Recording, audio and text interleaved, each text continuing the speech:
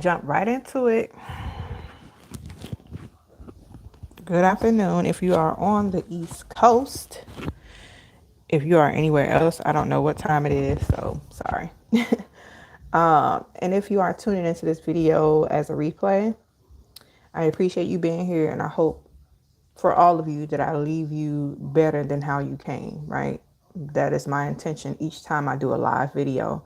Doesn't mean that everything is going to go smoothly all the time, but it does mean that we have to have the hard conversations. And even though it might be difficult for me most of the time, I have to be obedient to what I'm being told. So whether that means I have moments of, where I might get it wrong or moments where I lack understanding, I just pray that God delivers whatever He wants to deliver it within me to you, and that you hear the message with your heart and not just with your ego or your pride, right?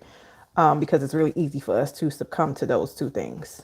But when those two show up, they tag team us and we don't learn much, right? And we can't grow nor build connection when those two things show up, those two guys show up, right? So, if you don't know me, I am T, Tequila. This is real life motherhood. And on this channel, we talk about all things motherhood, healing generational motherhood, and also building connections and teaching each other about how to raise our kids accordingly in a society that is dismantling families and that doesn't prepare some of us, and we have to learn on our own the hard way, right? So if you are joining in, please let me know where you're from in the comments. If you are, if you've ever experienced any type of, which I know you have, any type of discomfort or trauma or whatever from your upbringing, then this is going to be for you, but also how that trickles down onto your kids if you have children. So yes, this requires you to have some type of leadership role, parenting role of some sort. Even if the kids didn't come from you, they may be your grandkid, your grandkids. They could be your god kids. They could be your nieces and nephews, whomever you're raising, right? You could have adopted them, whatever the case may be. The point is to talk about these things and hope that it helps us build community, right? Hopefully. So before we start, I just want to say clearly, whenever I do a live video about motherhood, this is not about downing mothers, because I too am a mom and I'm still figuring it out along the way. So this is not about downing mothers who did the best they could, especially in survival mode, especially now in survival mode in this world, in this climate, in this inflation and everything that we're dealing with. This is more about connection. This is for a lot of parents, especially all of us. It's for all of us, especially, whether you're a boomer, Gen Xer, millennial, whatever type of parent you put yourself in the category in based on your age, your mindset, whatever the case may be. We're all surviving. We're all out here with kids attempting to survive. But I think the main part is the healing, right? The main part is healing from what our past was, so that we can raise our kids accordingly, because our kids aren't just our kids. These are God kids, right? So that doesn't mean you're going to be perfect. It just means that you have a responsibility of raising your kids in a way that God can use them. And hopefully, you know, we do it accordingly. So you're going to see me looking back and forth because I'm looking at my notes on the computer, and I also have some written down. So I'm just going to be kind of bouncing over on both. But we here. Just know we here. All right. Just know we here. Um, so this conversation is not about blaming, right? It's about awareness. Whenever we do these lives, it's about awareness. Hello, if you're just coming in. Hello from Poland. How are you? Um, this conversation is about awareness, right? It's not about blame. So, because once you're aware, you can do better, right? Once you're aware, you can adjust, right? So the whole point is, you're not just raising a child, or you're not just raising kids, or if your kids are already grown, right? you can still raise them as far as nurturing them. You can still attend to them. You can still parent them in a way that supports them in how they need, right? So you're shaping, which is not easy. It's not easy because you're also going based on your own upbringing and the value sets that you were shown and the experiences and the environment that you were exposed to. It's not easy, but still you're shaping how they will experience love, how they will experience safety, and how they will experience connection for the rest of their lives. That is so serious on multiple levels.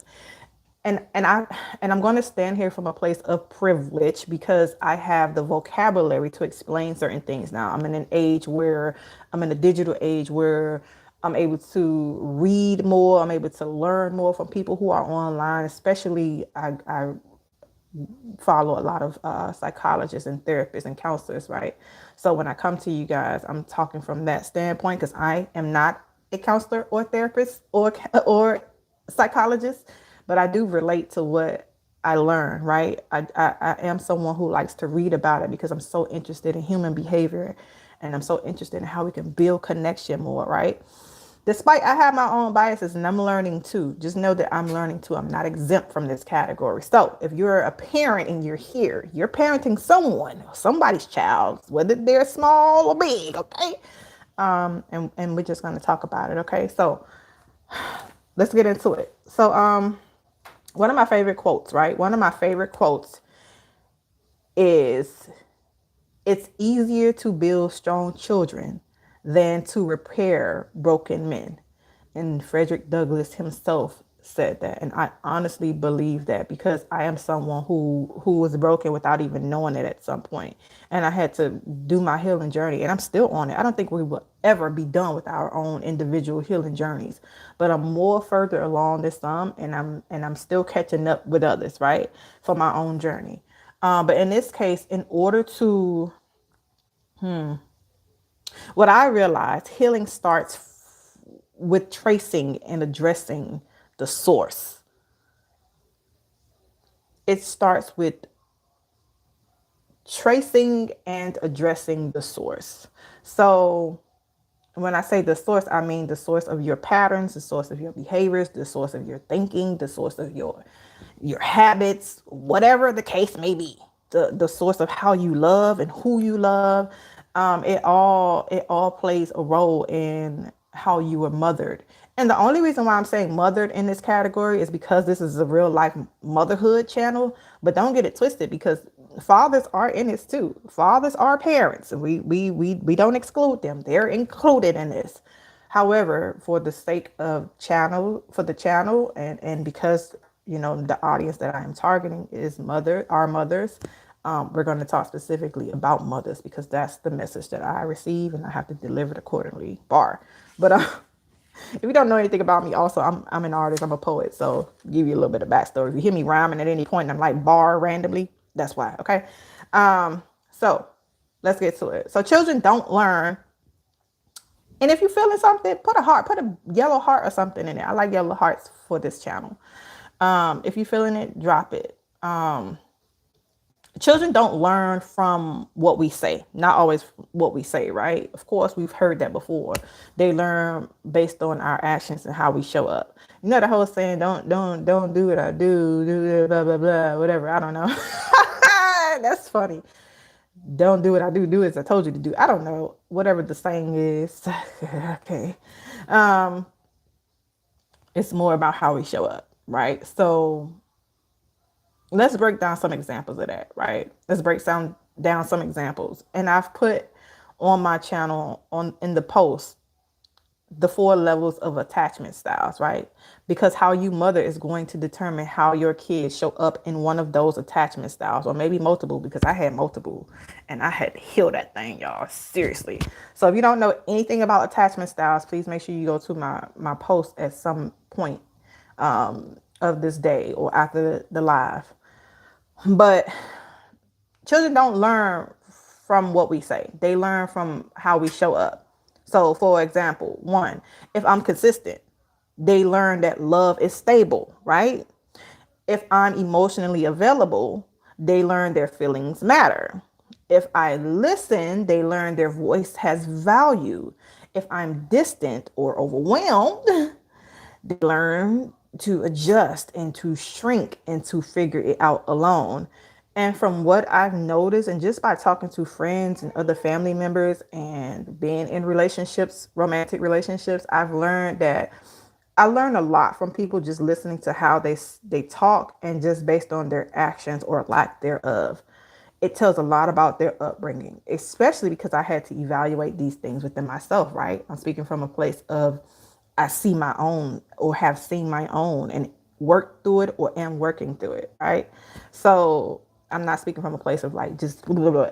It's I'm learning as I go. And as I learn, you're going to learn too, because I'm going to bring it here on the channel. And one day when my kids see this, they will say, hey, I want to raise my kids accordingly or better. Who knows? Which, by the way, I have a 15-year-old son who lives with his dad, and I have a toddler who's almost 2. And she's here right now. At some point, she's gonna be over here in my face. But let's keep let's keep it moving just in case. So kids don't sit and analyze attachment styles, right? They don't even know what that means. We don't even know what that means. Our brains are too young to figure out what that means when we're toddlers, So even when we're just teenagers, we're still figuring it out. And even as adults, we still get to a certain point where we're still figuring it out. And I think that I think kids learn to adapt to it because they don't fully know, right? We don't fully know. We never fully know, but we adapt. So how do we adapt and how do we build these attachment styles, right? How do we build these attachment styles? Oh my gosh. Sorry, itching. So how do we build these attachment styles? Okay, I'm so glad you asked. So there are 4 types of attachment styles, right? Psychologists have come up with the 4. I forgot who it was who came up with it, but whatever. For in short, okay. There are 4 types. There's secure, which is the optimal one that you want to be at. There's anxious attachment. There's avoidant attachment, and there's disorganized attachment style. Okay. And you might see yourself in one of these or multiple of these, and you have to figure out which one it is, right? And be real with yourself and be honest with yourself, okay? So at any point, just be like, oh yeah, that's me, that's me. You can put it in the comments too. That's cool too, no judgment. Because this was me. All of them were me. Now I'm at a place where it's secured attachment, but I realize certain things will probably bring out the anxious attachment every blue moon. And I'm like, I need to heal that part too. So 4 attachment styles, right? When you're raising your kids, these are the ways. And just think about how you were raised as well. Think about it. All right, this is the first one. If it was consistent and present, that's a secure attachment style, right? They feel safe being close to you. Bless you. They feel safe being close to you, right? And it gets a little irritating because my daughter, she likes to be on me constantly. And I'm just like, get away. But I realize it's because she feels safe and secure with me. It is what it is, right? The second one is anxious, right?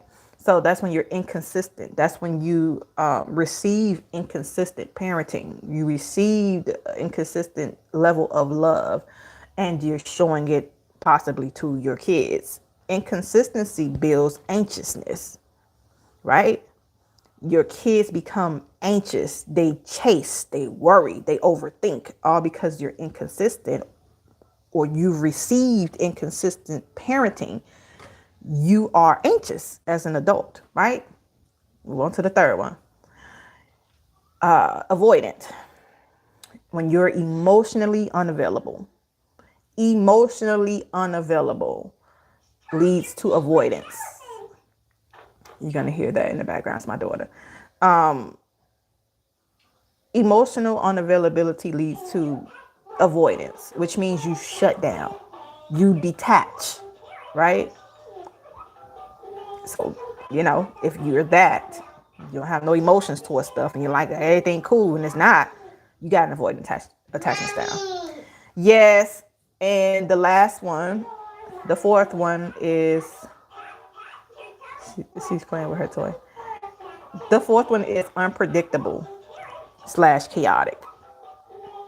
Unpredictable slash chaotic. If you're that type of parent or receive that type of parenting, it leads to disorganization, disorganized attachment style. That means you want love, but you don't feel safe in it. You see what I'm saying? No child chooses this. No child chooses this, right? They build it based on their experiences. They build it based on their environment. They build it based on the level of parenting. So if you realize or recognize one of these or multiple of these in your parenting style, go back and look at how you were parented. Go back and look at how you were received as a child. Go back in your brain and say, hey, I remember going through these things. And it's not to bash my mother, it's not to bash my father, but the truth is the truth, right? Because everybody has a parenting style, whether, whatever, whether we want to agree to it or not, it's a true thing. That's why psychologists have studied it and still are studying it.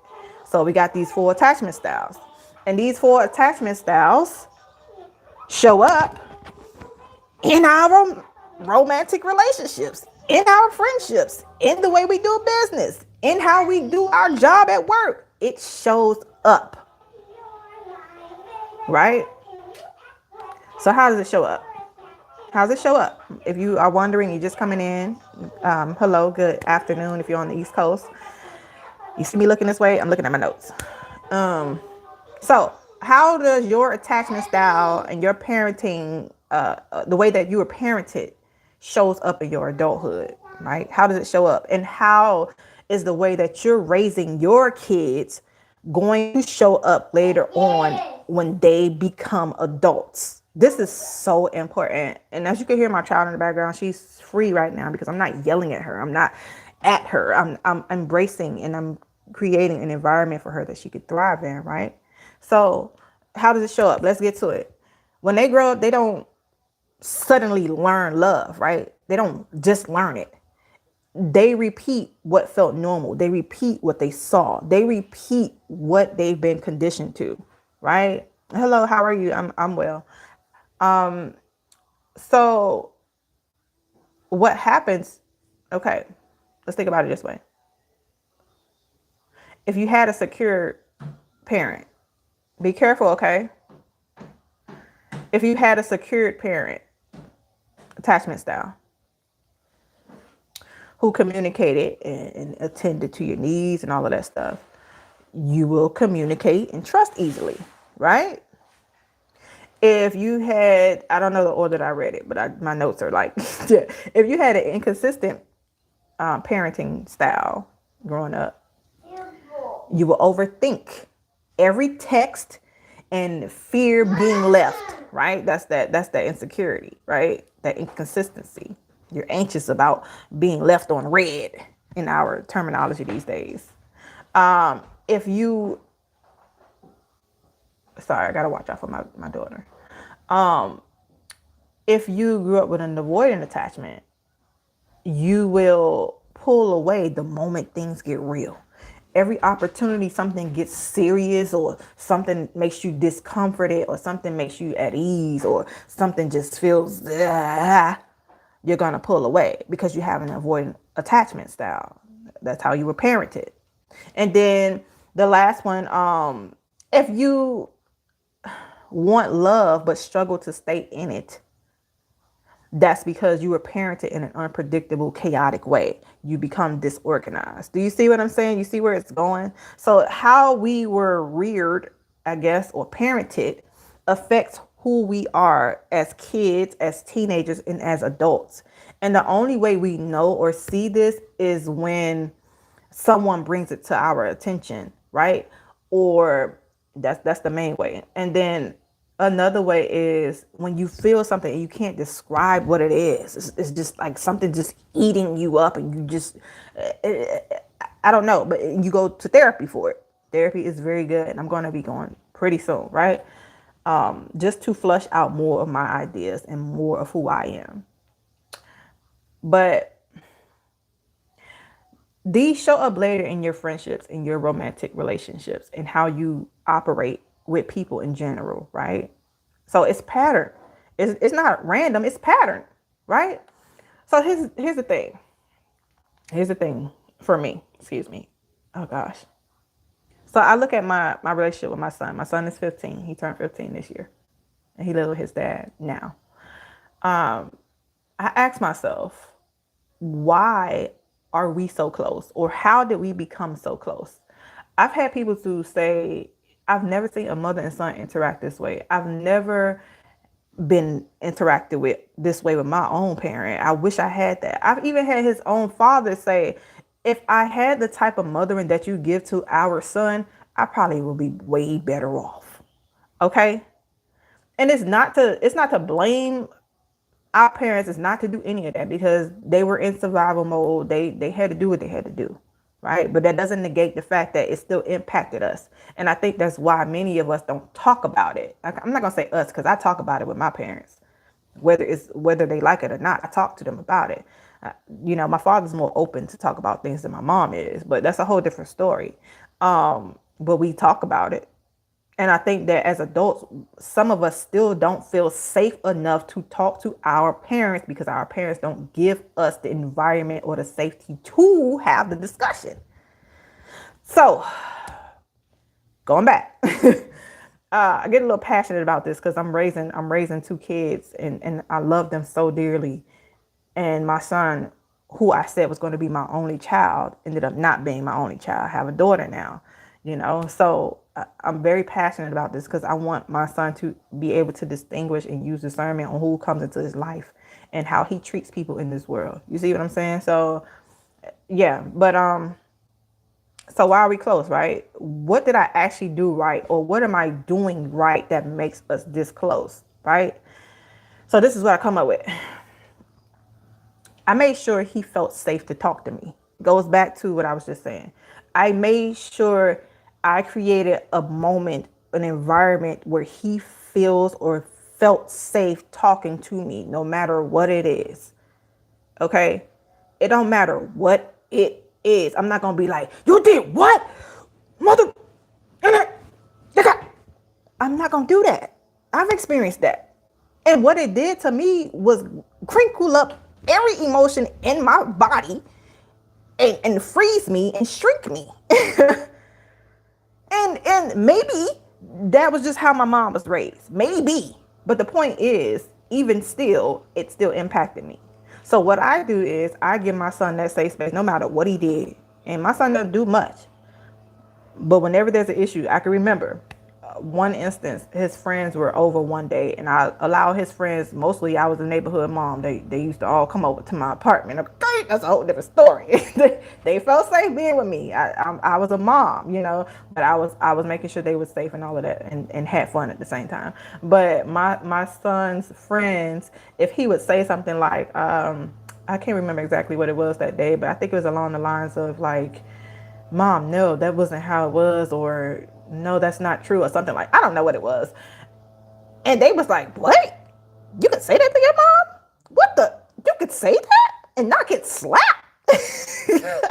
He was like, yeah, no, my mom's not going to do that to me. Because I created the environment to where he does not feel like he has to muzzle himself.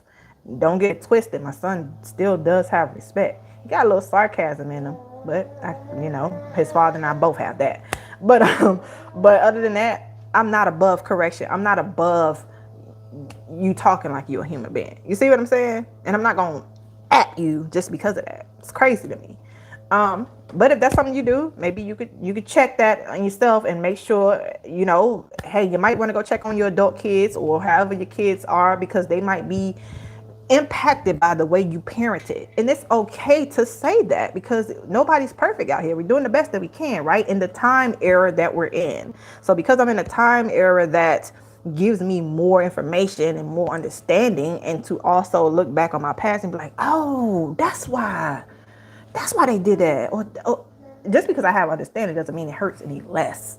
It just means I know now. And with knowing, you know how to better equip yourself. You know how to learn, and you know how to heal, and you know how to pass along healthy habits to your kids. That's all it's saying. That's all it's saying. It's not blaming nobody. It's not doing none of that. It's just saying, now I know what to do. Okay? It's awareness. All right. So I made sure he felt safe to talk to me, right? I love your guidance. Where are you from, Bryn? Thank you. I'm from Miami, Florida. So the United States. So the next thing, I listen, even when I didn't agree. Sometimes my son and I disagree. We don't always agree, especially being 15 and he's in a different generation. What is it, Gen Z? We don't always agree. Okay? And that's okay. Because in today's world, people are cancel culture is real. Just because we disagree with someone, we're ready to cancel them. But in love, in friendship, and motherhood, and love, just because someone is wrong does not mean you have to cut off your love for them. And I think that's and I think that's what it is. Because immediately when your kids are not right and you disagree with them, you automatically want to come for their throats and come for their heads. And that's not right. It's just not right. It's just not. You can do it in a healthy way and say, well, I might not agree with you, but if that's how you feel, you know what I'm saying? I do that with my son now. I'm like, well, if that's how you feel, I don't feel that way, but hey, it is what it is. So, but I know that not every generation has felt that. I know that I know Gen X didn't receive that from their boomer parents. I know boomer parents didn't receive that from their parents. I know that it's a trickle down effect. You know what I'm saying? I know that. I'm aware. However, we're gonna continue on. The third reason why he feels how my son and I are close is I didn't make him feel like he had to earn my love. I don't make him feel like he has to earn it. Like if he does something bad, I no longer love him, and now he has to relearn my love. That is just like that. Just saying that just makes me feel. Ugh. The next thing, we're gonna keep it moving. The fourth thing is I stayed present. Like, I know I'm not perfect. I know there have been moments where my son has probably been like, yo, what? Like, Mom, you tripping. uh, but I stay present. I stay present. And presence leads to secure attachment. How do you stay present? You block out everything else that's happening. And it can be hard because if you're going through financial issues, if you're going through abuse, if you're going through whatever, it can be hard to zoom out everything to zoom in your kids. I understand, okay? But I stay present for my son. And the last thing is, and this is why I've heard people say certain things about I wish I had that as in my mother or whatever, is because I respect my son as a person, not just as a child. Just because you're a kid don't mean you don't have agency. Just because you're a kid don't mean you don't have an opinion. Just because you're a kid don't mean like you're not important. You're still important. I still want to know how you feel. I still want to know what you think about something. Because most of the time, kids will tell you how it is and they will tell you the truth if you give them space to do it. But some of us are so guarded and so scared of the truth and so scared that we're wrong and don't want to be wrong. And that's when the ego and the pride shows up as best friends. And they're like, hey, remember us? Get rid of them. Get rid of them. They're discontinuing your connections with people. They are ending your friendships. They are ending your relationships. They're ending.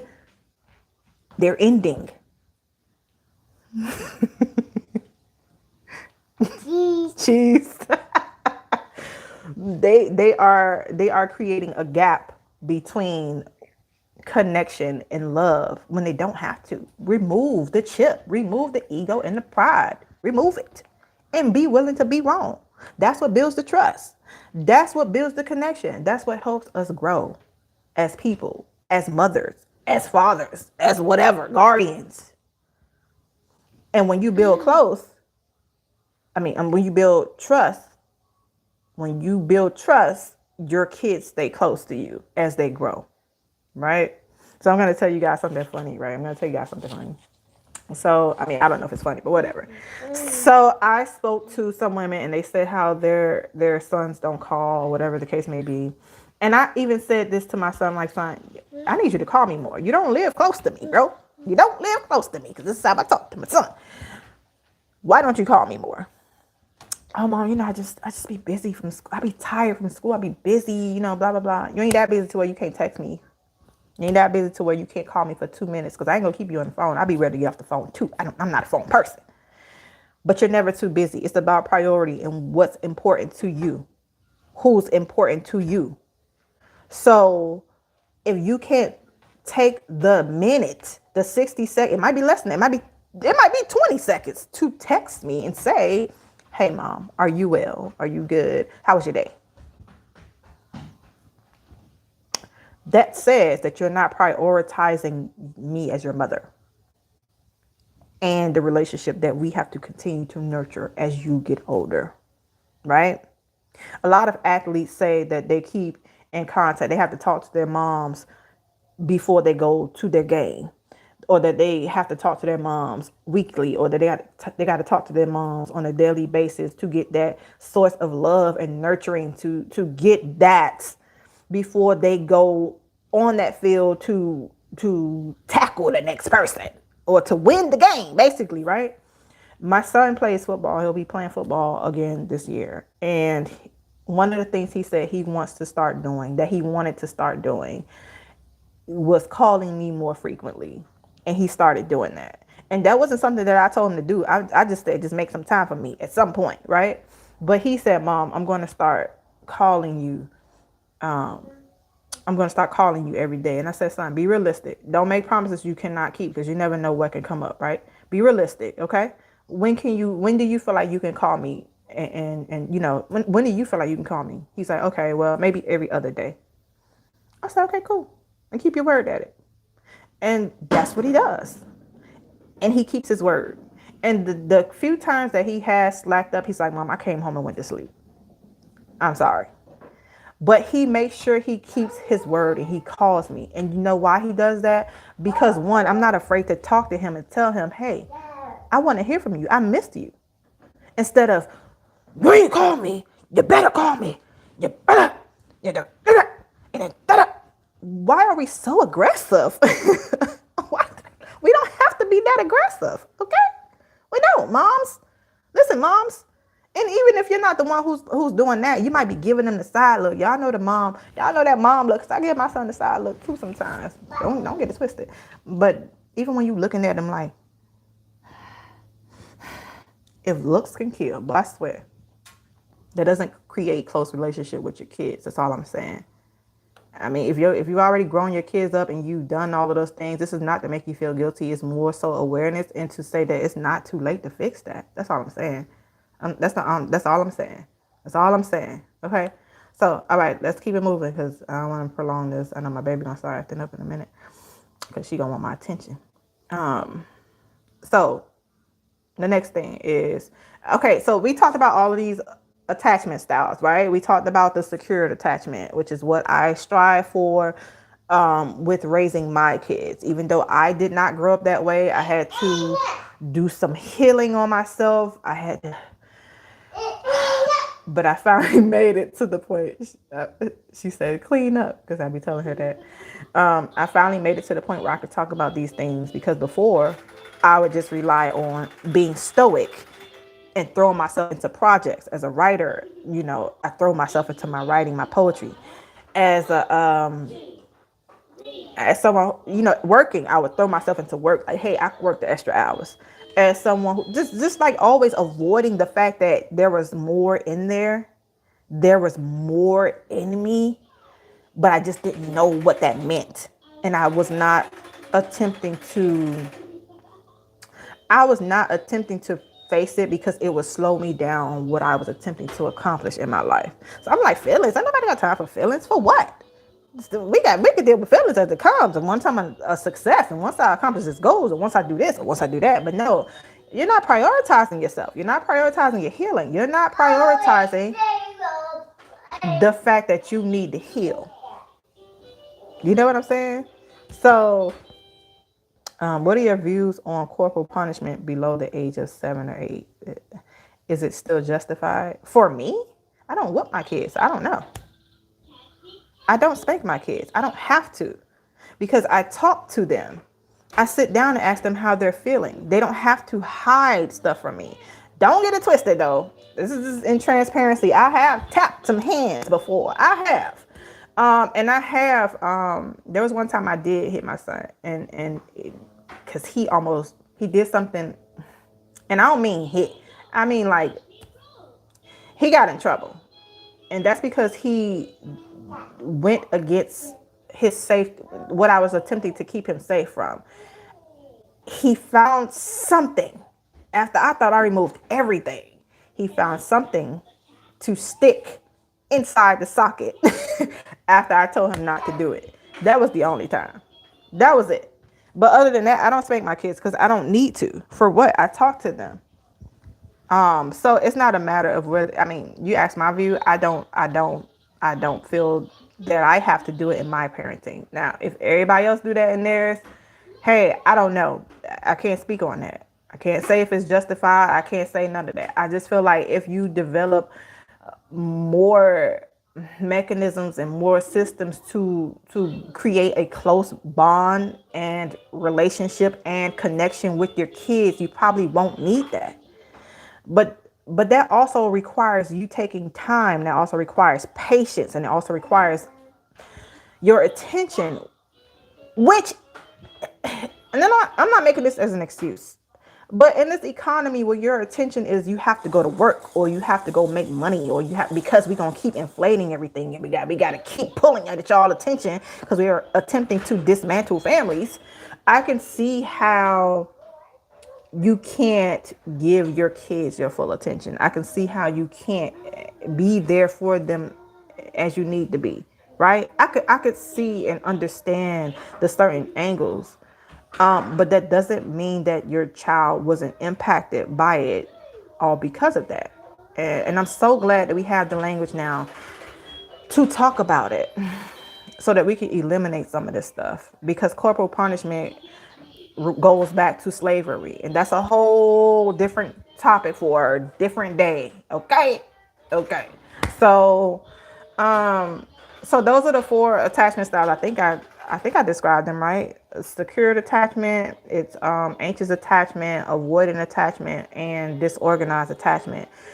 It's so helpful if you learn what yours is first so that you can work on it. It's so helpful. Don't be afraid to go back into how you were parented. You're not dishonoring your parent because you want to heal. You're not, so many mental blockages we need to remove. You're not going against your parents or choosing another side just because you want to heal, because you want to get to the bottom of why you feel a certain way. Like, can we stop with that, please? And if your parent is still living, lo and behold, because some parents aren't alive for their adult kids to go to them. But if yours are still living and you could go and just gently have the conversation. I know some parents refuse to change, okay? Whew.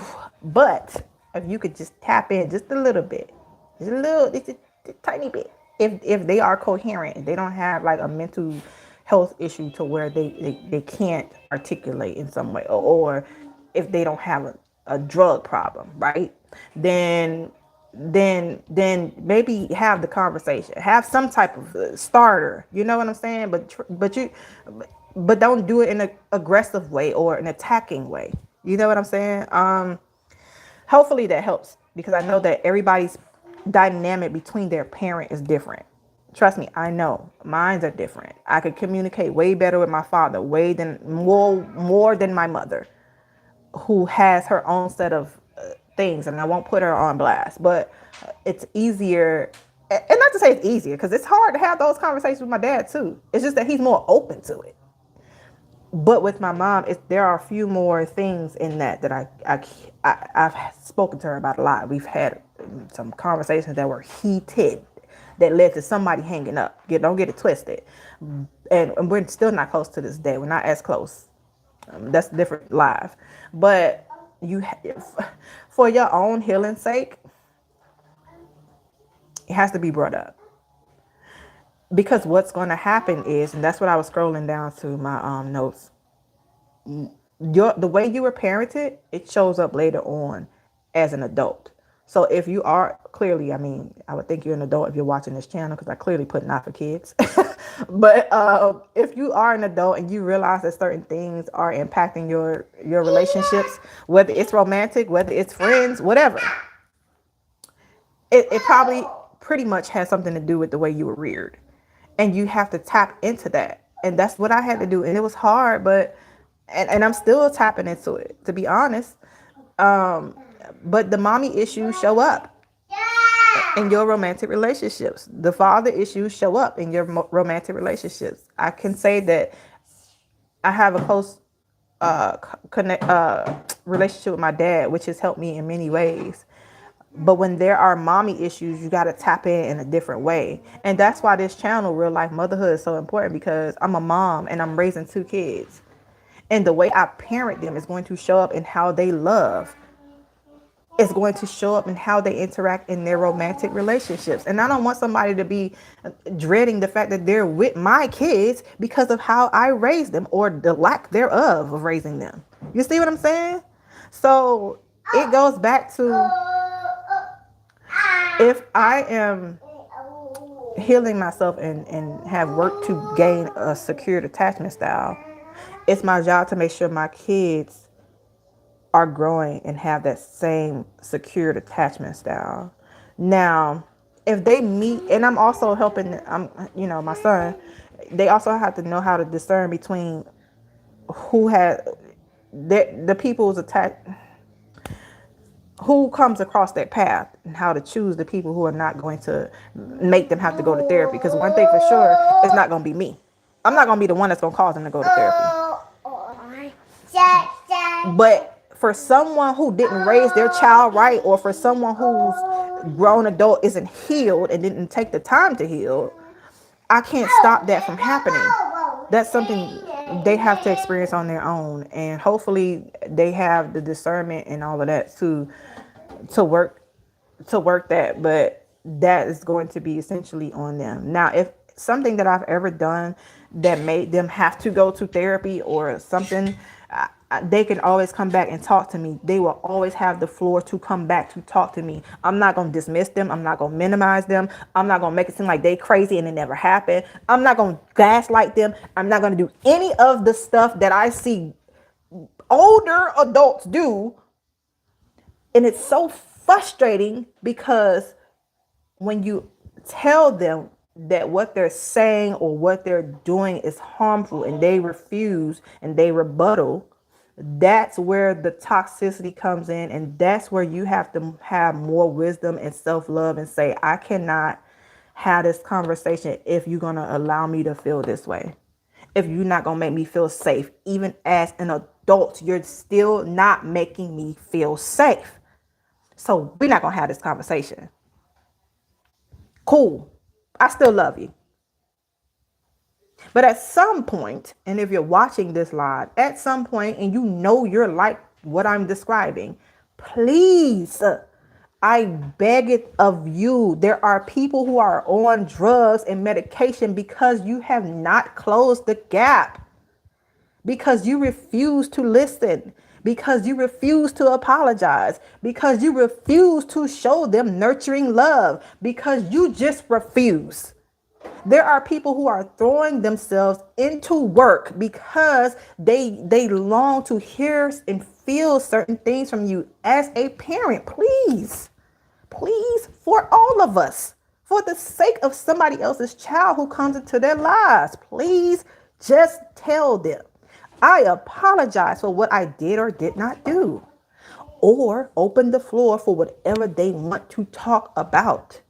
It don't gotta be hard. It just takes you removing the personal side. You've already experienced that. You've already parented. You weren't perfect. You know what you was going through. You knew you was being abused. You knew that you was traveling. You knew whatever the case may be. I don't know. But the whole point is we have adults who are operating for places of pain because they don't have the closure from their parents. When all their parents got to do is simply hold them or say they was wrong or something. It don't got to take much. Like, it really don't got to take much. Especially don't gaslight and dismiss. That's the worst you can do. So this is just me, showing up. I'm attempting to grow the channel so we can talk more about these topics and conversations. Do I want to talk about it? No. But apparently that's what seems to be the thing that I'm being told to do. So I'm just showing up, showing face as I attempt to raise these kids, these children that I love so much. Even my son who's at this stage, there's no raising. There's just me guiding him. And this is my baby girl, which I did not plan to have on camera, but she's doing the absolute most. So, yep. But the whole point of the matter is not to be a perfect parent. I'm pretty sure I'm not the perfect parent. I'm pretty sure my son probably has stories, but I'm not opposed to hearing his truth. I'm not going to close him out. And if he tells me anything like you were never there for me, or you made me feel invisible, or you made me feel any of that, or you avoided, you didn't nurture me, any of it, I'm going to receive it. I am going to sit there and shut my mouth and I'm going to receive it. That's what I'm going to do. You know why? Because I am responsible for that. And it takes accountability. And a lot of people don't want to take accountability these days, but it is what it is. We got to be able to have these hard conversations so that we can grow, so that we can build community. It doesn't matter what's going on in the world. I mean, it does, but I'm saying all the stuff that we're talking about that's going on with the current administration and all of that stuff. If our relationships and connections are not intact, what's the point? What's the point? They could dismantle. We don't even got to worry about them. We dismantling our own relationships. We're dismantling our own connections with our kids and with the people who say they love us. Because we don't want to heal. We don't want to have the hard conversations. We don't want to go to therapy. So anyway, how we are raising our children is, sorry, I'm looking at my notes. It's teaching, the love that we're pouring into our children is teaching them how to love when they get older. It's teaching them how to love. And I hope and I pray that I'm raising kids who are going to treat other people's kids properly. I pray that they can discern between the people who are not healed, who are unhealed, and who are going to cause them damage, and they find ways out of that quick, fast, and a hurry. I pray that I'm raising human beings who will impact the world with their love, with their hearts, and not with pain, and cause more harm on this planet. I don't mean it's gonna be perfect, because as you can see, she getting ready to say it now, and I'm getting ready to go. So, okay, I'll read you the book, okay? Wait a minute, baby. So, in saying all of that, be sure to subscribe to the channel, guys. Make sure you go like this post so the algorithm can pick it up, and then we can talk more about these conversations, and also for me to show up more, because I want to do these lives more. I think the lives are better than me posting the videos. However, go to the videos and watch them, because they may be helpful. If you are a parent, no matter what era of parent you are, it still applies. Because even as adults, we still want love and nurturing from our parents. Even as adults, we still need the nurturing and the motivation and the honesty, so that we can build the trust and the connections. I gotta go, because this little girl, clearly, she wants me to read the book. Bedtime, here I come. Okay. Anyway, if you've stuck around all this time, thank you. I appreciate you. Hopefully you didn't get offended by nothing I said in this video. If you did, just go to God about it and talk to God, because that was not my intention.